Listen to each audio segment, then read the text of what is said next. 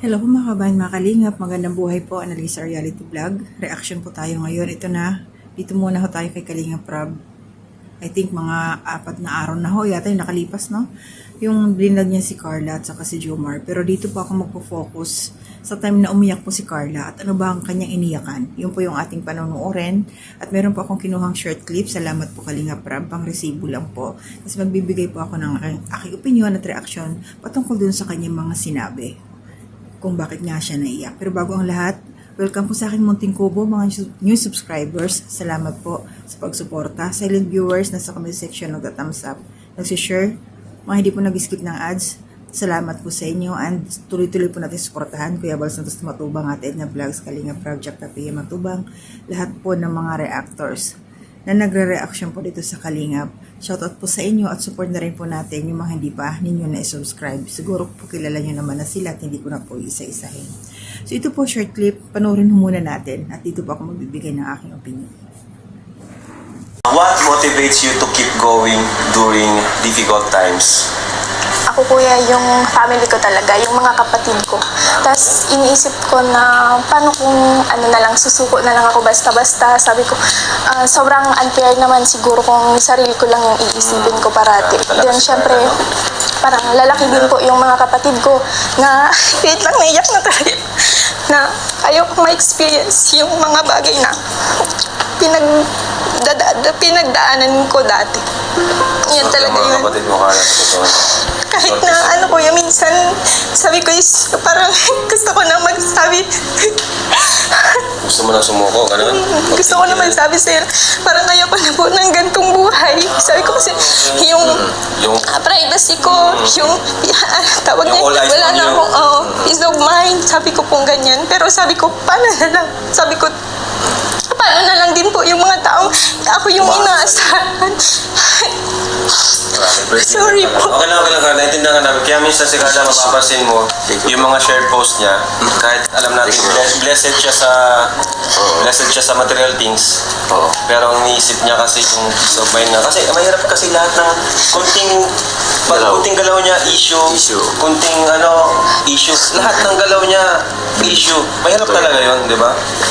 Pero ginabanan niya yun para sa kanyang mga kapatid at mga kapamilyang umaasa sa kanya. So yun po na mga kababayan, mga kalingap, narinig natin at napanood yung sinabi ni Carla base dun sa katanungan ni Kalingap Rob na what motivates you to keep going during difficult times.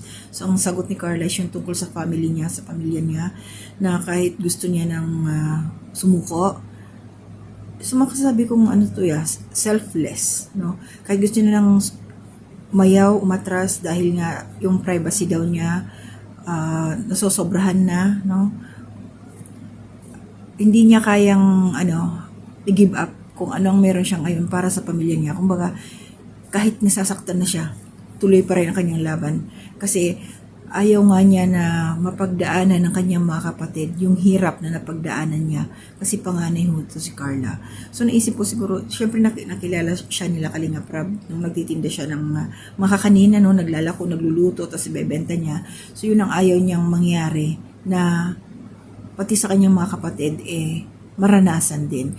Kaya kahit nasasaktan na siya, kahit ano pa yung mga naririnig yung masasakit na salita, pambaba sa kanya, may mga nabasa pa nga akong mga komento dyan na sobrang below the belt na.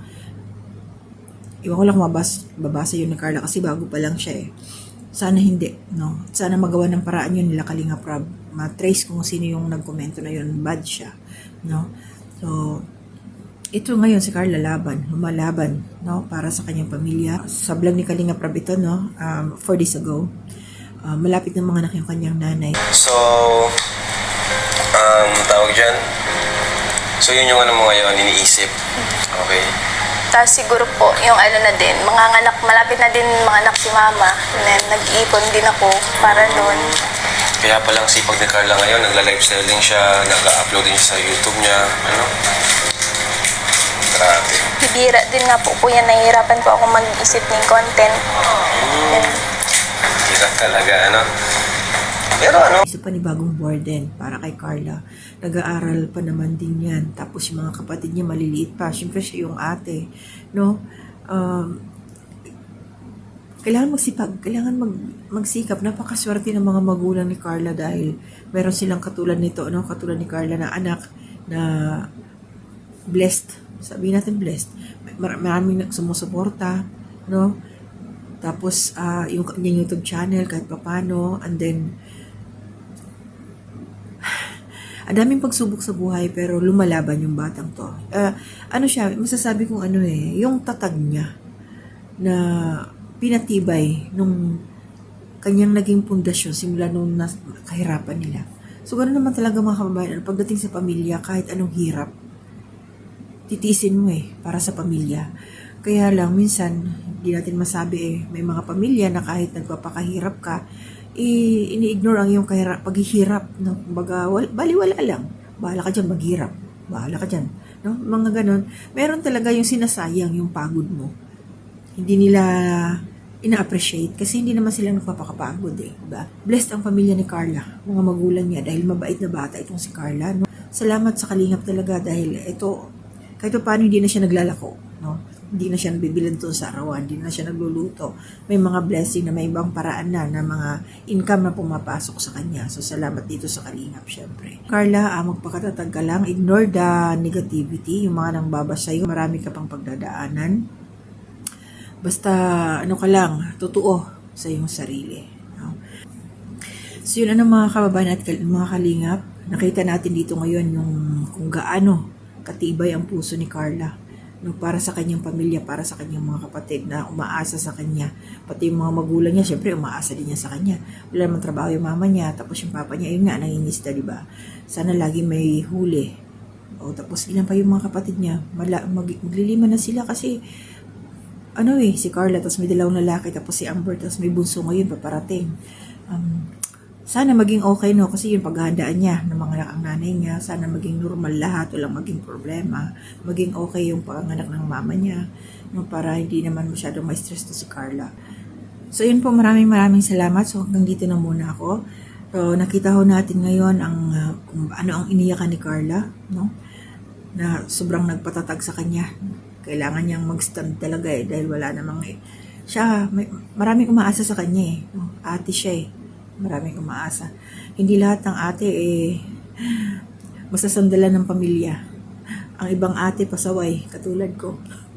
Sabay ganun Ate ako, mga kababayan Kalingap, pero hindi ko naranasan na katulad ni Carla na tutulong sa pamilya. Ako ang tinutulungan ng mga kapatid ko Kahit yung nag-aaral ako, mga kapatid ko akit sila sa bukid, bibigay sa akin ng allowance, yung mga ganun.